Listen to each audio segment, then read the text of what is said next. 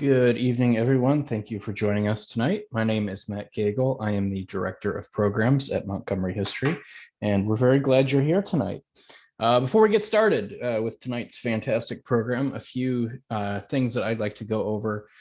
First of all, I do again want to thank everyone who's made financial financial donations to Montgomery History. We wouldn't be able to offer free programs such as this or many other history conversations programs without your support. And for that, we are immensely grateful. If you'd like to make a donation, you can visit our website at montgomeryhistory.org and click on the Donate Now button, and that'll guide you through the process. And again, thank you for all of those who have done so.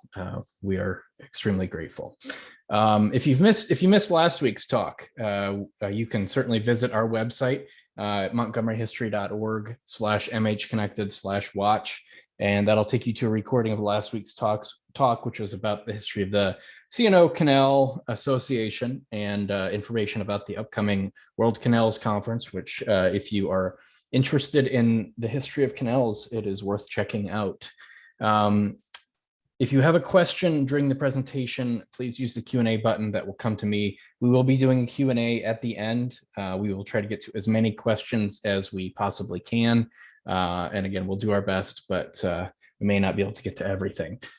Next week, we'll be doing a rewind in honor of the Montgomery County Agricultural Fair. We'll be talking about a previous episode of Paths to the Present, which will be about the history of Montgomery County barns. That will premiere on our website on this coming Monday at 10 a.m., and that will be available for a week. And then during the week of August 23rd, we'll be taking a short programming break. You can visit our website. There's definitely still stuff to discover and learn on our website.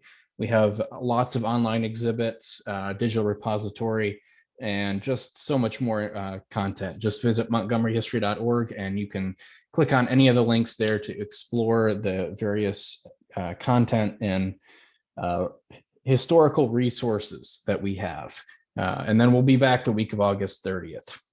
Okay, that's all I have. Again, thanks for joining us. I am going to hand it over to Emily Rogers, who is the operations manager at Glen Echo Park Partnership for the Arts and Culture. Emily, are you there?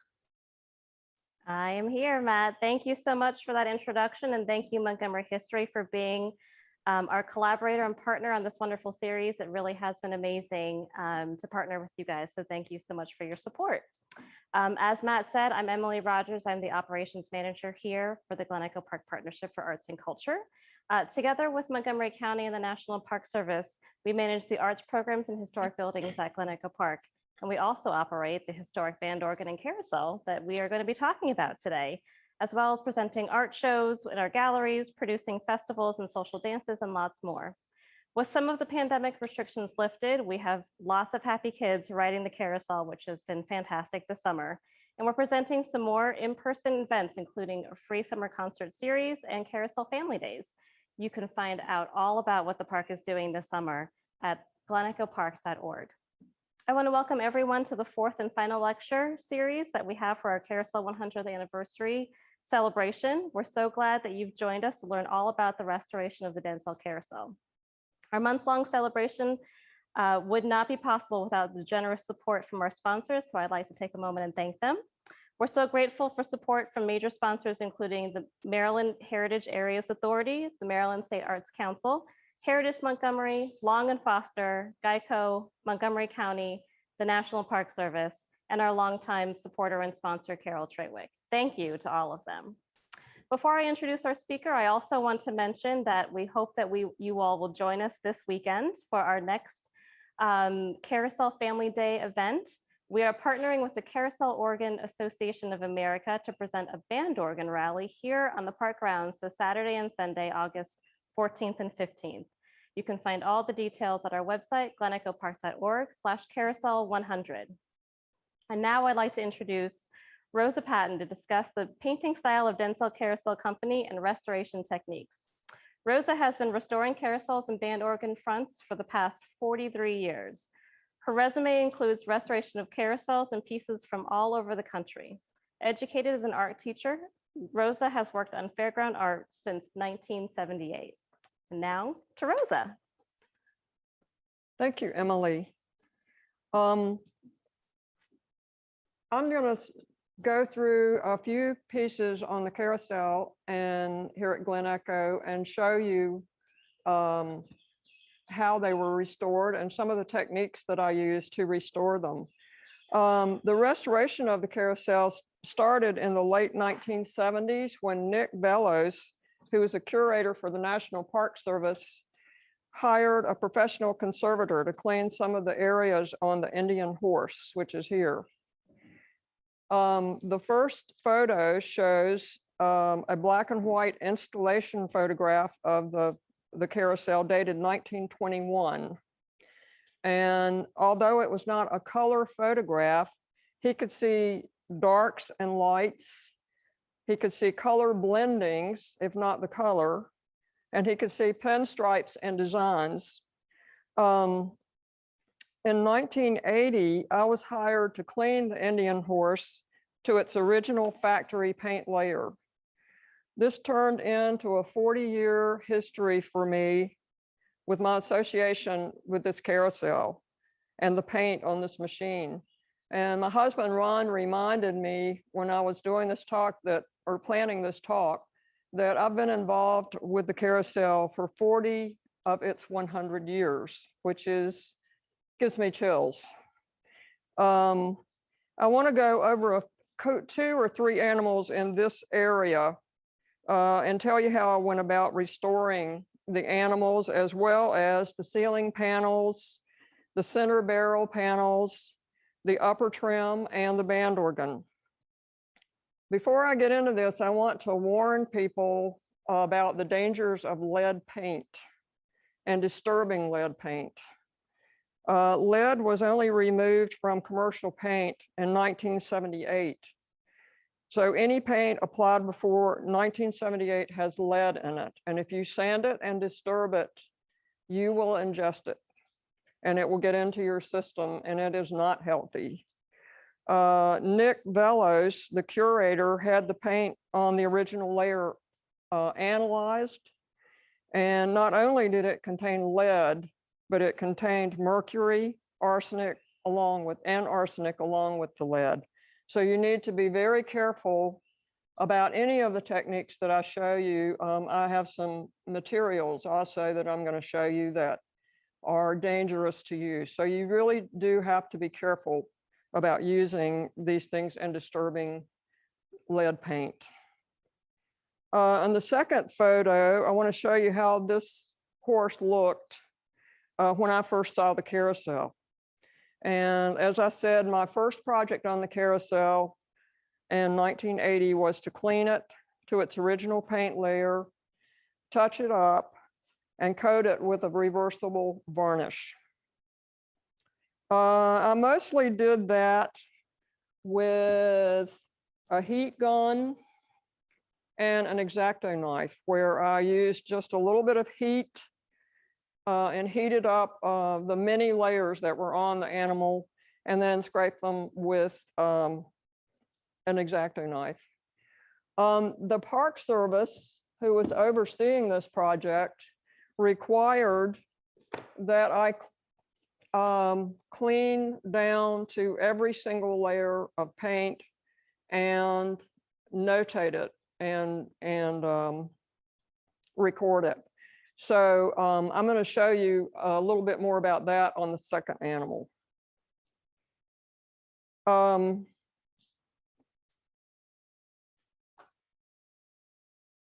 also used some chemicals to clean away the old paint. And again, you need to be very careful with any kind of paint stripper or any kind of cleaning chemical that you use that will clean away old paint. The colors that I found and the process was written up in a thorough report. I have one here. I'm not sure it's for this animal, but as you can see, it's very thorough, contains paint notations, tracings of original designs that I found. and all that. And every animal or group of animals that I did required that kind of report for the Park Service. The restoration of this animal, you can see, please do not ride. And it resulted in a surface that was really too delicate for riding. So the national, and I think there were complaints about that from the public. And people were afraid that they were all going to be restored this way and they wouldn't be able to ride the carousel, that it would become a museum piece rather than something you could ride and enjoy. So we knew we had to come up with a technique of restoring that was durable enough to withstand the thousands of people that ride it every year. And still, we wanted to save that original paint, not completely take it off. So I want to move over to what I call the loop horse, because he has this beautiful, these beautiful carvings of loops here. And this is what we came up with of how to restore these animals, leaving a durable surface that you could ride and enjoy. So the third photo is a before photo of the loop horse, and he looked just like the Indian horse. You know, he's just brown and many, many layers of paint. There were areas on all the horses that had maybe 20 layers of paint. I mean, it was just amazing. Someone had put paint on every year for years and years and years. I cleaned, the next slide shows sample areas that I did on this horse. They were cleaned. I tried to be organized and clean about it, but I had to clean a layer, clean to every layer of paint. And so I labeled all the areas with numbers and letters, just showing what was there over the years. I also matched all the colors to the Munsell Book of Color, and I don't believe I brought that in, but it is a universal color book for matching paint. If a special design, the next slide shows the design, a design on not this horse, but another horse. But if a special design showed up, I did tracings of that design on the original layer. So that slide shows the design that I found on another horse. The next, after the sample areas were done and the tracings were done, and all the color matching was done, and I was absolutely sure what the original paint looked like, the animal was cleaned of all the unstable layers of paint. I might have taken 2 layers or 3 layers or 4 layers off, but I did not disturb the original paint anymore. You know, I just cleaned down to the first stable layer of paint that I knew would survive the riding. And then the whole surface was coated on the 8th slide with paraloid B72 and tinted white shellac. And then the next slide shows how I filled the surface and sanded and primed, and I did this again and again until the animal was smooth enough to paint. Number 10 shows that it was then decorated with a cream colored commercial paint, which I used as a base coat. And number 11 shows how I started to put on the decorative coats, the silver leaf or the aluminum leaf, and then this would be what the finished animal finally look like. And they are coated with about 5 coats of spar varnish. So there are many, many layers now on protective layers that protect the original paint. The original paint is still there, but you can ride it. I want to give you, I will show you some things over at my table here, some of the materials that I used, and actually give you a demonstration of some painting techniques that were used when I was doing the restoration. Originally in the factory, carousel animals were painted with Japan color. And this is a pigment that's ground in oil. And it was mixed with white lead paint. That's where all that lead comes from, or where the most of it comes from on the carousel animals. And that combination of materials, when you get to it, when I'm scraping down to the original paint, when you get to that layer, you know it because it is like a rock, and it's not very thick, it's very thin. It's good paint, but it's very toxic. So we decided that we would come up with an alternative to using Japan color, and because you couldn't use lead, it would be bad to use the lead paint. So what we did was we decided, Nick and I should say, decided that I would use artist oils for the bodies. So you can blend, and like the Indian paint, the color is very well blended. And use sign painter's paint for durability on the saddles and the tack. And of course, as some of you may know, this carousel, it was fashionable to have glazed aluminum, and I'm going to show you how to glaze aluminum in just a minute, but a lot of it, especially on the outside row, has glazed aluminum leaf. I also used a glue if I had to do woodwork, and there was minimal woodwork on this carousel. That was a delightful part for me. But we used West System epoxy, and that worked really well with some of their fillers that you can use for different purposes. I wanted to show you some of the brushes that were used. These brushes were available back in 1921 when the carousel was made. So I think the brushes that I use, they're pretty universal and timeless. I mean, they were used then, they're used now for many purposes. So the decorative layers, like I said, have what were the bodies were what I call stippling. They were stippled, and I'm going to show you what I mean by stippling. I'm going to stipple two colors together, a brown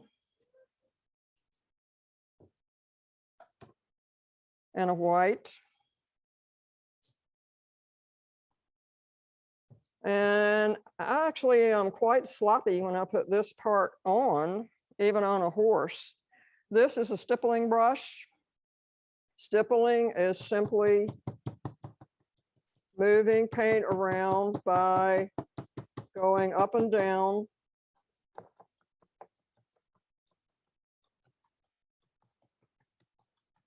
And I'm blending it into the white. So when you see something like on the Indian horse, where the edges are not hard edges, they're not like lined edges, it was stippled.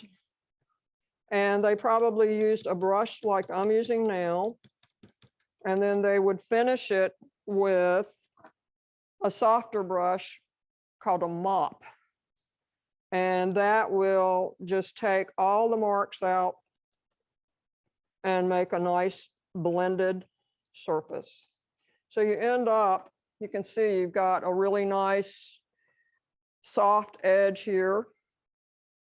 And you can go over it and over it and over it again and again and again until it's perfect. I mean, you know, these brushes work really well doing the stippling.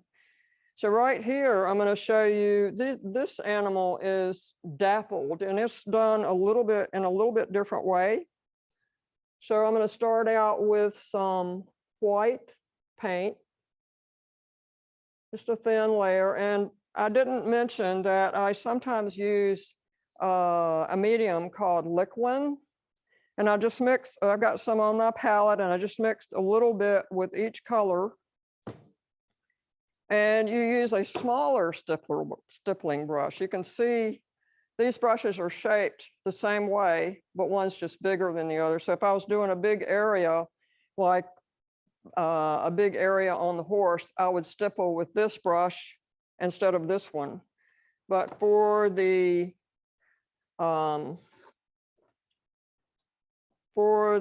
dapples, you don't want a lot of paint, and you just very carefully stipple the dapples on. And you don't want them to be too evenly done.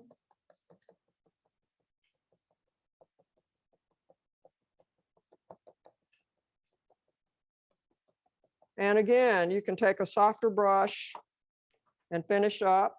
I think I'll use this one. But you can get the idea here of how that was done. And I think I'm using brown. They used black to do the dapples. But stippling is kind of addictive. You kind of get into it, and especially doing dapples. I love doing dapples. The second thing I want to show you is the aluminum leaf. Now I put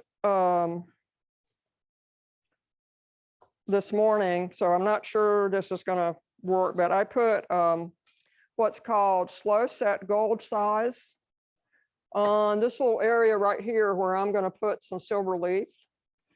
And it sets up in about 12 hours. I have another one that sets up in about an hour or 3 hours. And I used the slow set on this one.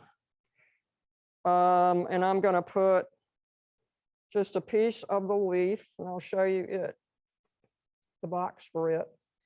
But you put it on,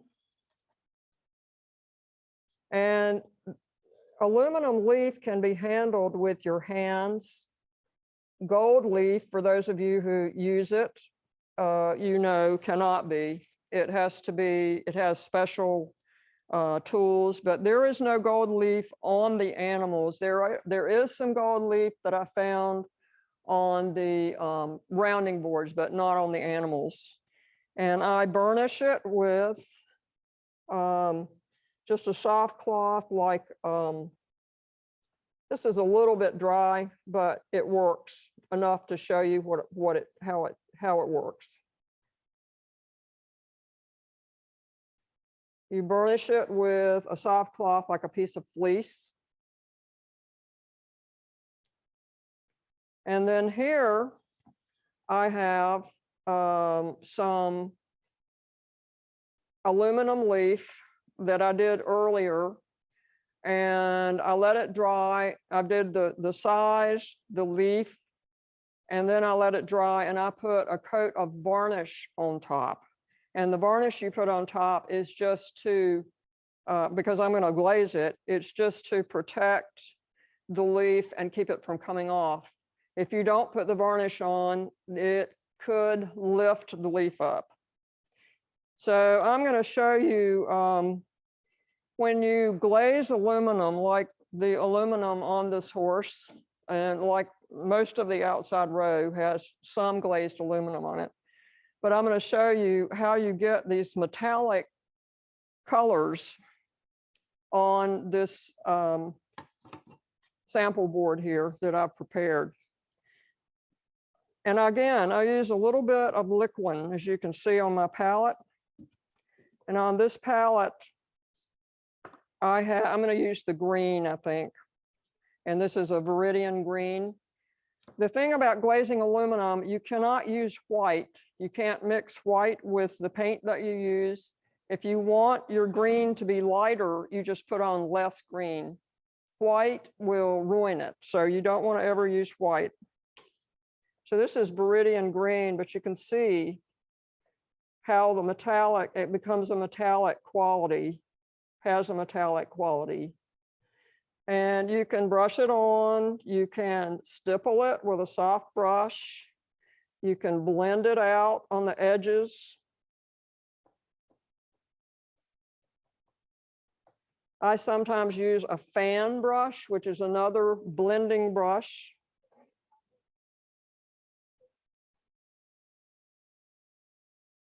So you can kind of see on these animals, if you look around at them, sometimes I used a yellow ochre, which looks like, makes it look kind of golden. Sometimes I used one of my favorites, alizarin crimson, which is a really wonderful red. And some colors are stronger than others. So if you're trying to be tasteful, you need to do it gently.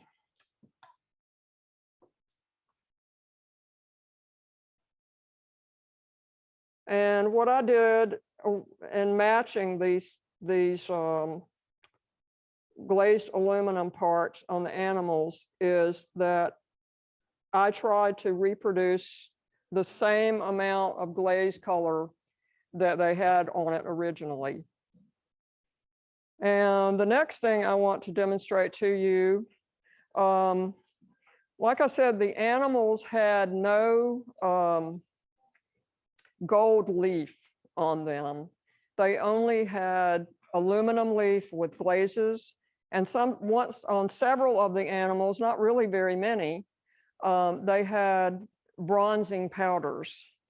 Now, I want to demonstrate the bronzing powders because the band organ, on the other hand, that you're going to see, we're going to talk about later, Wurlitzer only used bronzing powders on their organs. They did not use gold leaf. So I'm going to show you, let's see, this is the pearl copper, it says, which is a kind of an orange color. And you can see in the can, it's just a powder. This is something you need to be careful with. You need to do it outdoors, because if you do it indoors, this stuff floats and you're going to have it. If you do a lot of it, you're going to have it everywhere. So you need to be very careful. The reason I have black and white is because some of these, as you will see, like the green, will only work on black. If you put it on white, the green mysteriously just turns kind of tan and isn't green at all. So I'm going to put it on both, and you can see, but I'm going to take a little of the powder on my fleece, and you can see it makes a metallic color. And this size, I probably forgot to say that the reason this sticks is because I put the same gold size that I put for the silver leaf onto these sections this morning. So they're a little bit sticky, and that's why the powder sticks in them. That's the orange color. And I especially want to show you the gold. Let me put some orange on the white.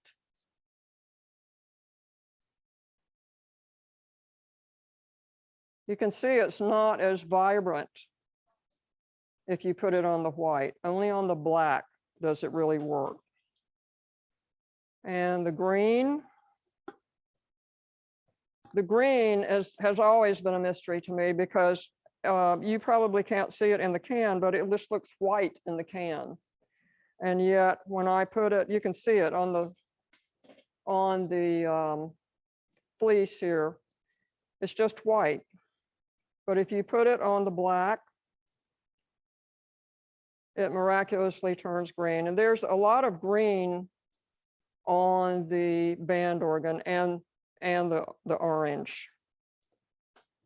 There is gold powder on some of the horses. So I want to do a little bit of gold and then we will move on. Gold doesn't work that well on black. It works better on the white.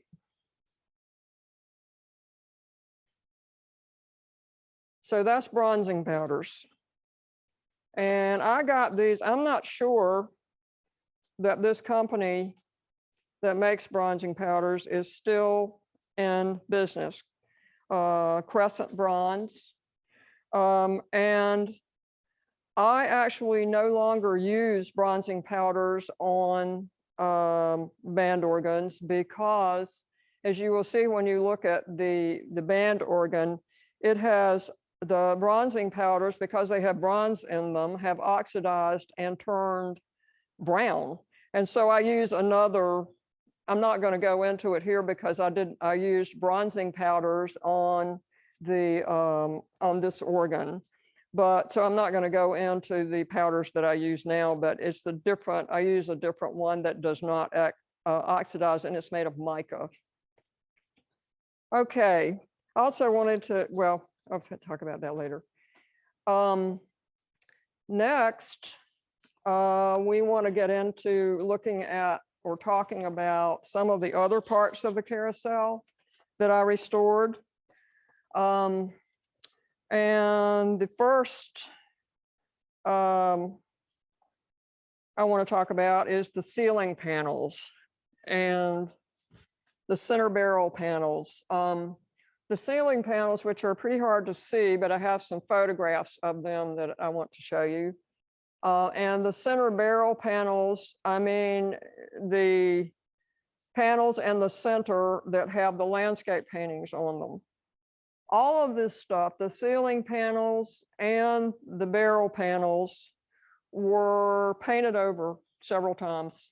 You could not see the landscapes.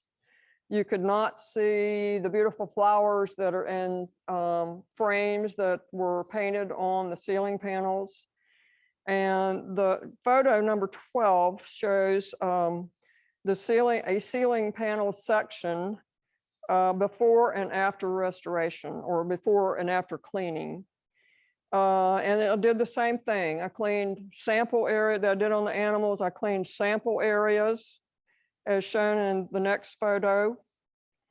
And after I determined which was the original layer, then I cleaned down to the original layer on the ceiling panels and the barrel panels. And I think I did use a methylene chloride paint remover on the ceiling panels and the barrel panels as well. And those were removed and taken to my studio. They were big and unruly, but we did take them there and restore them there. And I keep saying we because my husband, Ron, has helped me for years in my restoration business. So when I say we, I mean Ron and myself. On the 14th slide, I showed, I've just got in the 15th slide, I showed some of the ceiling panel designs that were uncovered. And, you know, they weren't in great shape when after I cleaned them, but there was enough there that I could touch them up and make them like they are today. So those two slides show you that some of the decoration that I found on these panels, on these ceiling panels.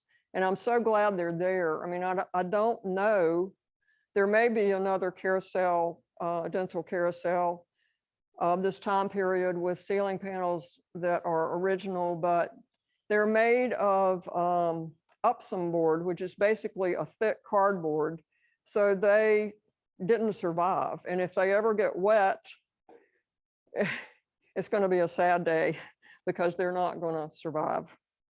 The barrel panel design on the next slide, again, cleaned to the original paint. You do the sample areas, you clean it to the original paint, you do touch up, and then this is what you have. So I've got, I think there are 7. You would think there would be 9, but I think there are 7. And there are other parts. So there's a column, which I did not include in any photographs, but there's a column between the barrel panels that were marbleized. So, you know, you've got a lot of different decoration techniques on this carousel. And, you know, I had to learn them all and reproduce them. The upper trim in photo 17 required a lead enclosure because the state of Maryland is very strict with lead laws. And we all, there were 4 of us who worked on that. There was, I worked on it, my husband Ron worked on it, Lisa Falstrom and Mayfield Piper all worked on that. And we had to all go to lead school, which Maryland, the state of Maryland sponsored. Same thing, sample areas.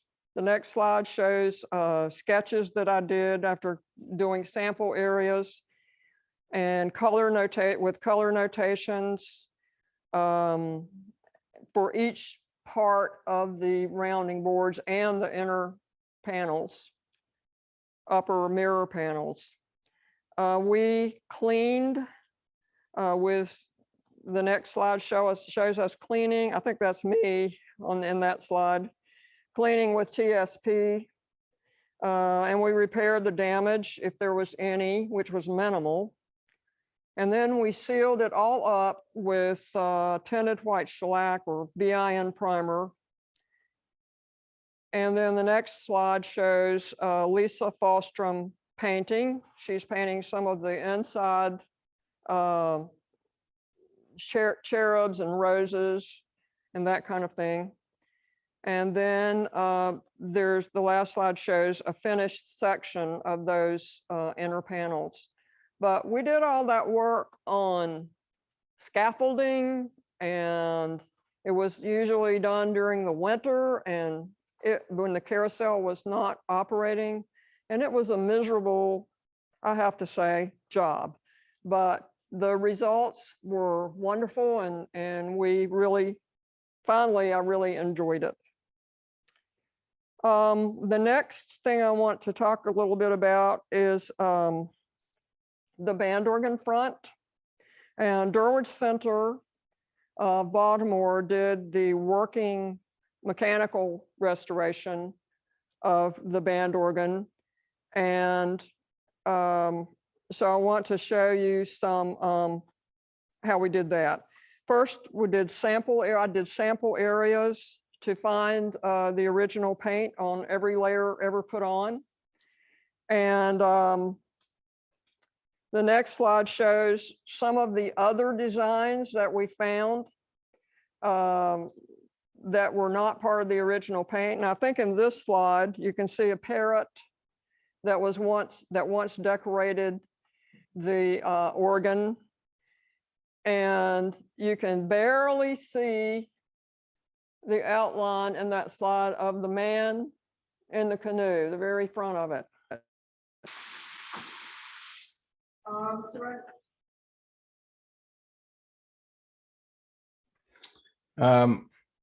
Daniel, it looks like we've lost audio there in the video feed. I apologize, folks. I'm not sure what's going on here. We'll see if we can get this sorted.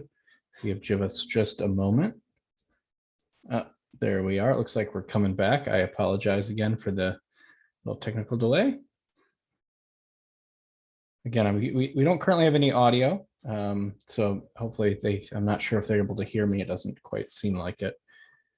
Give me just a moment, folks.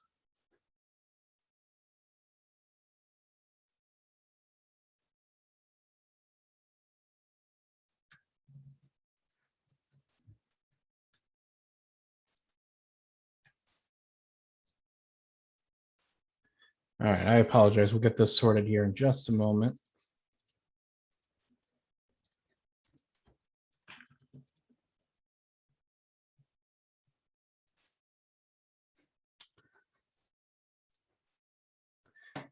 Yeah, I'm not quite sure what's happening here. It looks like we're frozen on a slide here. I'm going to try and get in touch with. Oh, I believe we're back. Shows what I found and the touch up. And I found flowers, landscapes. Very exciting project to do for me. And the last photo is Bruce Douglas's color photo of the finished carousel compared to the 1921 photo. And I think that is a wonderful set of photos. Bruce's photo was done, set up to mimic or look like the 1921 photograph. So that kind of shows you the finished work, the rounding boards, everything. Okay, I'm ready for questions. Okay, can you hear me? Hello?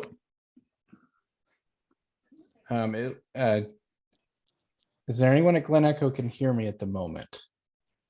Yes. Oh, you can't hear me. Okay. We actually lost video and audio there for about a minute. Back. Oh, and I forgot. I'm so busy trying to get us back in there. Before we showed the last picture, I believe there was a section when you moved over to the band organ that we lost. But we do have a couple questions that have come in, so we'll go ahead and get right on that. Okay. Someone asks, if the paint had lead, how did you safely heat and scrape it? I couldn't hear it. I'll go ahead and repeat it. Can you hear me now? Yes. Okay. Someone asks, if the paint had lead, how did you safely heat and scrape it? Well, I was very careful. I used mask. I should have brought a Tyvek suit, which means you cover all of your clothing, including your shoes if possible. You do it in a space that is contained. And in the case of the rounding boards, we had plastic sheeting all over. And we had to have a lead test done on the premises before we started the work, and we had specific cleaning techniques to clean up, and I did the same in my studio at home. And at the end of the project, we had to have another lead test done of the floor and the surrounding carousel. And I'm happy to say that the lead test, the last lead test when we finished, showed much less lead in the area than when we started. So we actually probably did it a favor, but, and everything is sealed up here and it's kept in good condition. And if there are any little chips or whatever, they're repaired in a timely way. So it's all safe here. When I work on anything with lead, I always take great care. Okay, thank you so much. It looks like someone chimed in and said that was the beginning of the band organ. We talked a bit about the band organ. Can you maybe go over a little bit more about just kind of a quick refresher on the stuff that we missed for the band organ restoration work you did? Refresher on the band organ restoration. The band organ, I did the same way as the horses as far as cleaning to doing sample areas. And so I found out what was on each layer of paint first and numbered them and took photographs and matched the colors. And then when I identified the original layer, which you see, especially in the paintings here. I just cleaned to that layer, and I cleaned using sometimes methylene chloride paint remover, sometimes other chemicals, sometimes a heat gun. And then when on the paintings, I touched them up so that you could see what they are and clean them up. For the scroll work here, I cleaned to the first stable layer. I identified the colors first and did little drawings that show what colors go where in each section. And then I repainted them using what I found on the original layer, and I used the bronzing powders, which I demonstrated over here, which is what was there and what the Wurlitzer company traditionally used on their band organs. This band organ, I did an organ that was made in 1921, a style 165 facade, and it did not have, it had bronzing powders on it, but they were all gold. They were not colored bronzing powders like the green and the oranges that were here. And again, I see an area up here that used to be orange, and it is now kind of brown because bronzing powders do tend to oxidize and turn brown. And as I said, I now on Wurlitzers use mica powders, which do not oxidize.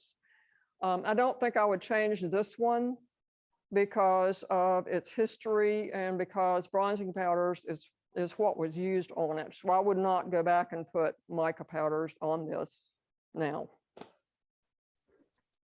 Okay, thank you so much, Rosa. I appreciate your willingness to go back on that. I'm going to go ahead and get to some of the other questions here.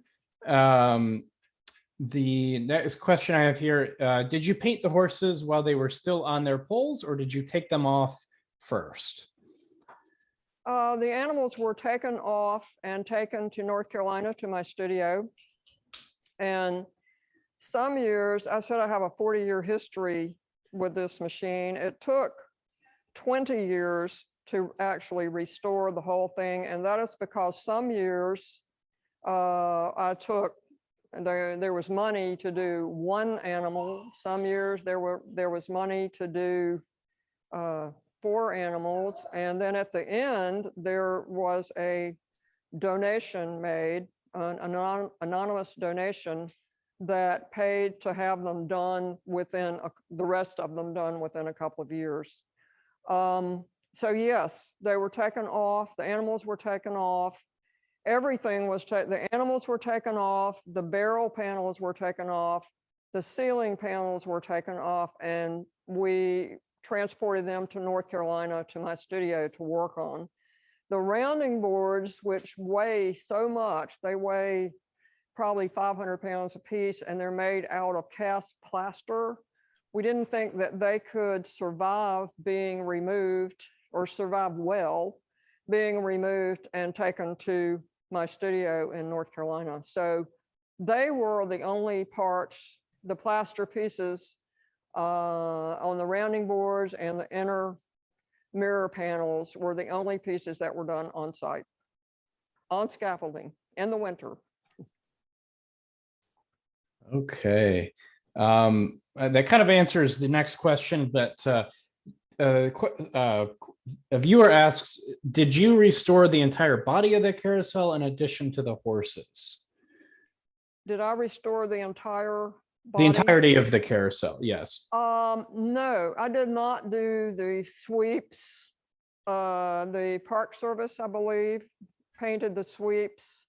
I did do color sample areas on those sweeps, and any part that the Park Service worked on, I did color samples and specified a color for those.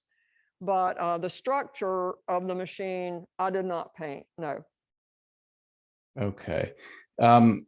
Next question I have here is, how long would you estimate the restoration took? How many hours do you think you put into this project?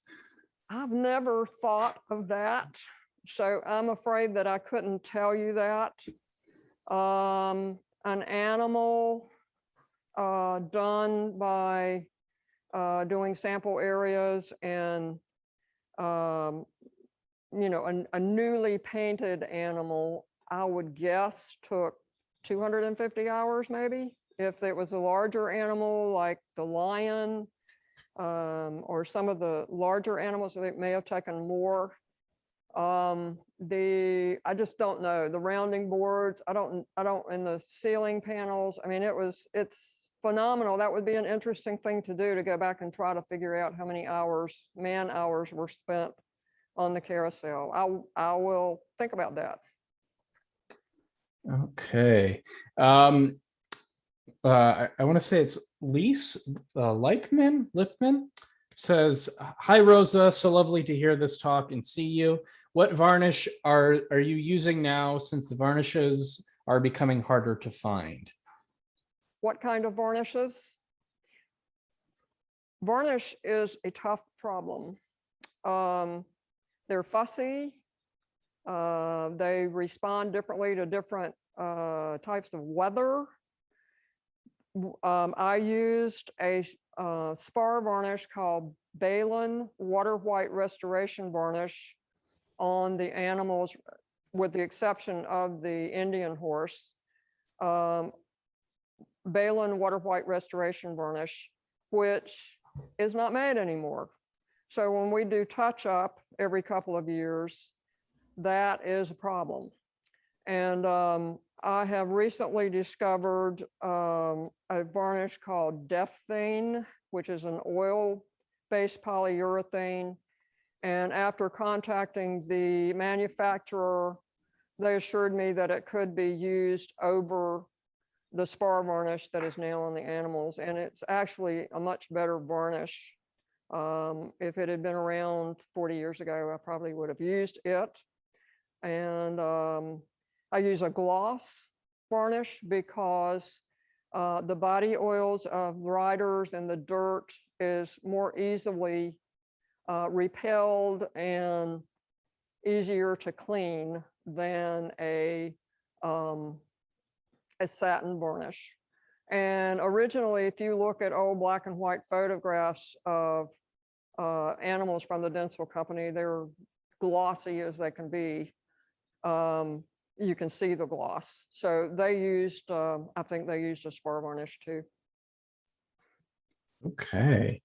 Let me see if, give me just one. Oh yes, okay. So you mentioned a book for paint color matching. Yes. Could you talk a little bit more about that and the name of the book and your use of that?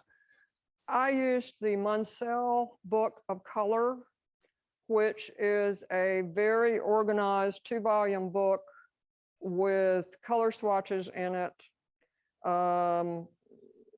divided up into hues and values. And it's a universal color book that's been around for probably as long as this carousel, a long time. And it's particularly good for historic preservation applications. And I learned about it from from probably Nick Bellows. And it was a requirement. So I had to get, I think for a while, I borrowed the 2-volume set from my North Carolina Division of Archives and History. And then someone was kind enough to give me a set at some point, so that I have worn out. And I am so used to using that even if I am buying Sherwin-Williams paint for something, I first use my Munsell Book of Color. They're very expensive. They cost probably $2,000 or $3,000 a set at this point. I haven't priced them lately, but they're very, I mean, the swatches were the same 50 years ago as they are today. And that's what makes them so wonderful to use. Okay. The next question I have here is another technical question. Mhm. Why do you use epoxy rather than period wood filler? A lot of people say that you should not use epoxy because it's not reversible. I use it because it's more durable and more predictable. It is reversible with a heat gun. And some of the animals, I built up areas that you would have to remove wood in order to replace with wood. And if I used an epoxy filler, I don't have to remove any of the original wood. For example, on saddles get worn. And if you replaced a wooden part of the saddle, you have to get everything flat and fit together. With epoxy, you just mix up a filler and put it on bare wood and sand it, and it's done. And if you want to get it off ever, you just use a little heat from the heat gun and you can take it off. So to me, epoxy in many ways is better than using the hide glue that they used originally. Okay. Again, we got a lot of questions here. I'm trying to get to as many as we can. One that has come up repeatedly is people are asking if you, Rosa, have a particular horse or animal on the carousel that is your favorite. I have several that are my favorites. I like this rose horse that with the dapples that I showed you earlier. I like the giraffe because I just like giraffes. I like some of the inside row animals too. There's a couple of really fancy ones on here that I care about with manes. They're all blowing in the wind and flowing around. So I can't pick out one that I like the most. They're all like old friends. And when I look at each and every one of them, I can say, oh yeah, I remember that one. So I haven't forgotten one. I mean, I know them all very, very well. That's a safe answer. I would don't want to have any fights over favorite animals here. Next question I have here is, how long have you been doing restoration and how did you learn all these techniques? How did I learn? How long have you been doing the restoration and how did you learn to do this type of work?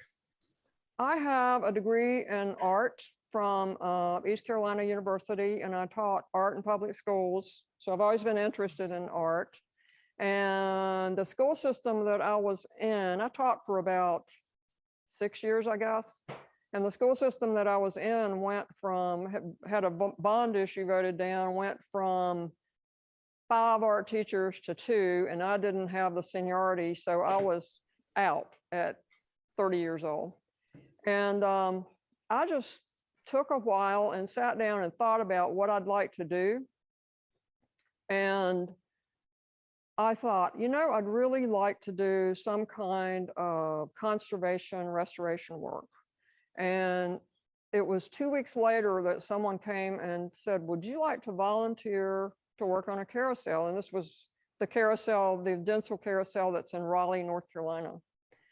And so I started on that, and we hired a professional conservator who was then working at the North Carolina Museum of Art.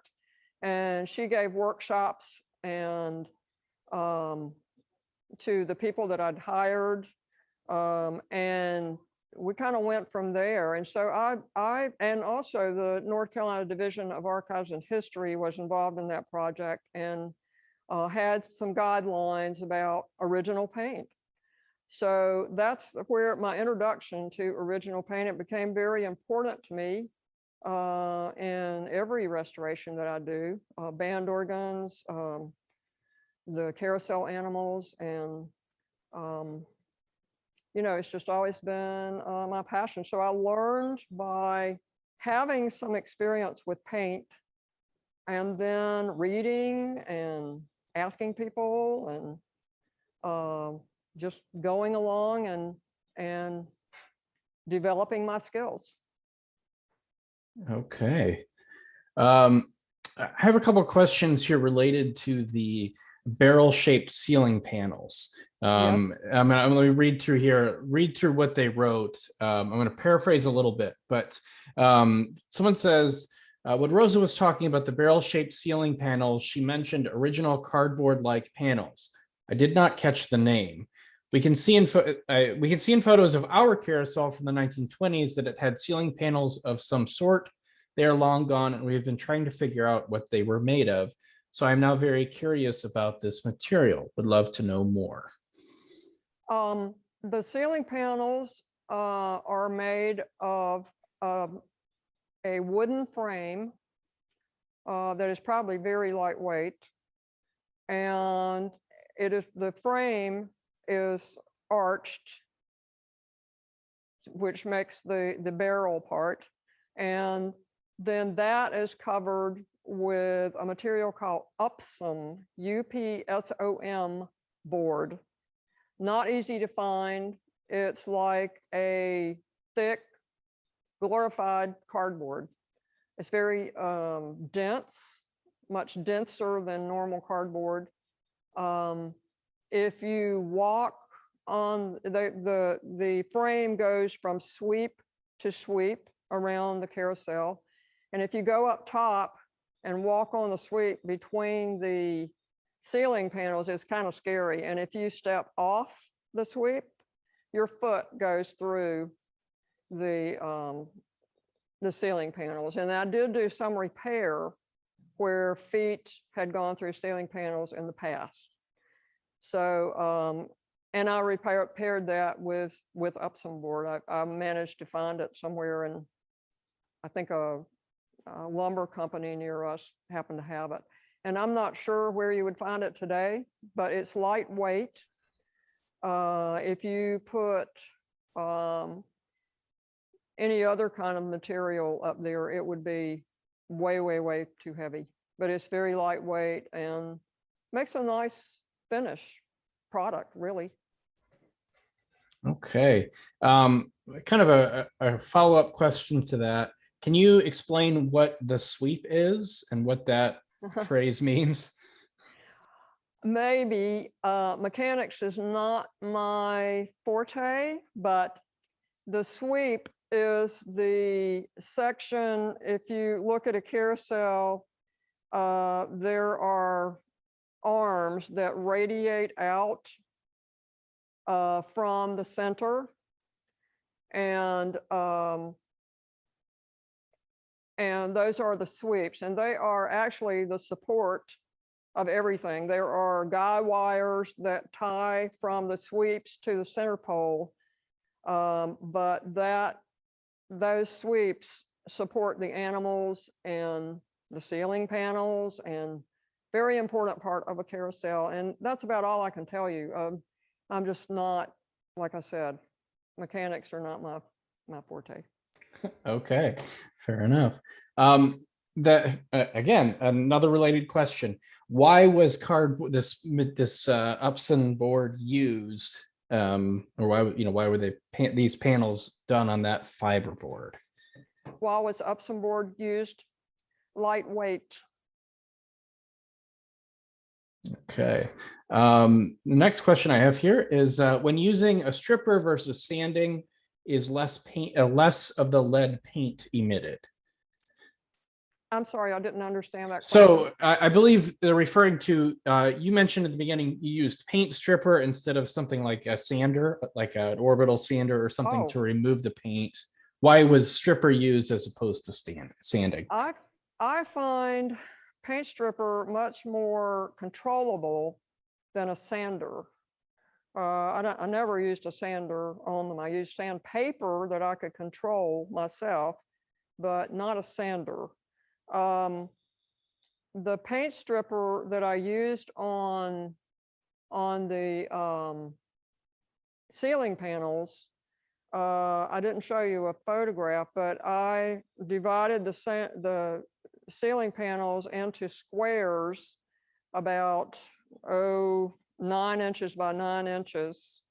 And I figured out how long I could leave the particular paint stripper that I was using. I figured out how long I could leave it there and timed it.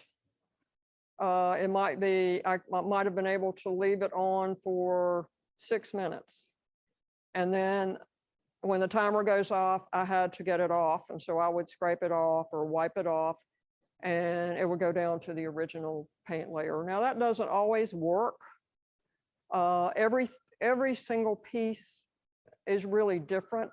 So you have to experiment with different methods and different tools from your tool chest for stripping and find the best one. For the ceiling panels, that worked for all of them, is to time these squares. It was not a quick process. It took some time, and again, it was using materials that are not that healthy to use. Restoration is a dirty business, really is. Okay. I'm going to start wrapping things up here because we are at almost 8:40, but I'm going to do a couple more questions here. In going through all the various layers of paint, did there seem to be any logic to the colors that were applied? In other words, did the painters seem to be striving to recapture the original look, or were the painters indulging in their own aesthetics? I couldn't hear that because of an airplane. Oh, that's all right. You're right in the flight path there. So let me repeat that for Rosa here. In going through all of the various layers of paint, did there seem to be any logic to the colors that were applied? In other words, did the painters seem to be striving to recapture the original look, or were the painters indulging in their own aesthetics?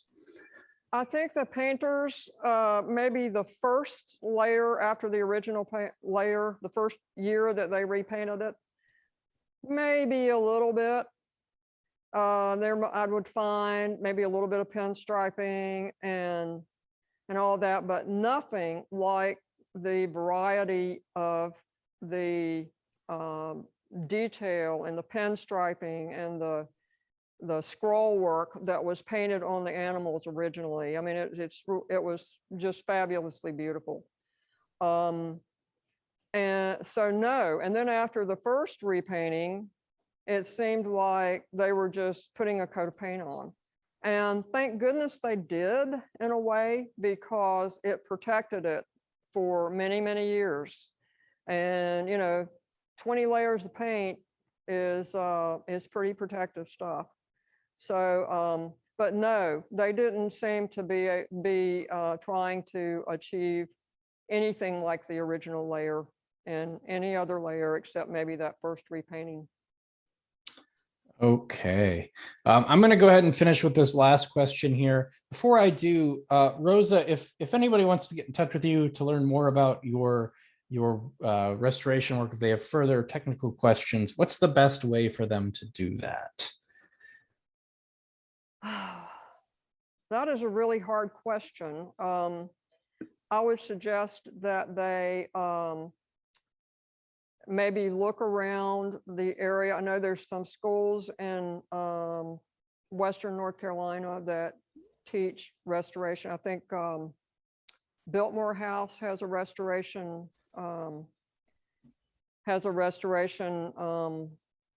workshop school.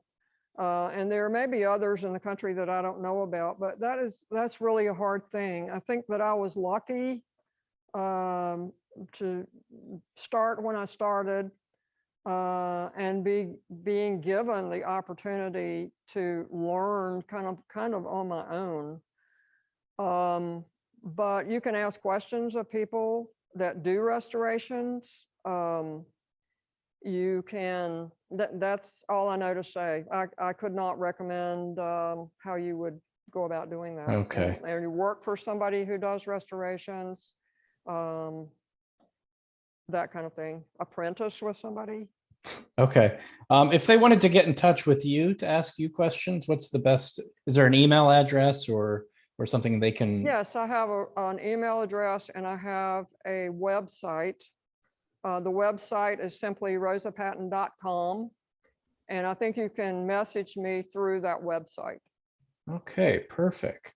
Perfect. Yeah, and that's rosapatton.com. It's ROSAPATTON. All right. And then just the last question here, because I think it's a good one to close on. How durable is the paint and its cover coats now? And then how long do you think it will take before additional maintenance or restoration will or may be necessary? I'm sorry, another airplane.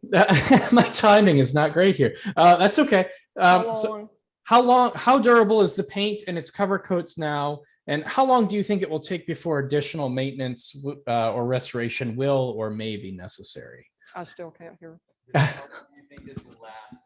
Oh, well, there are animals. How long will it last before you have to do it all over again? There are animals on here that have been done for 40 years, and they have not been redone.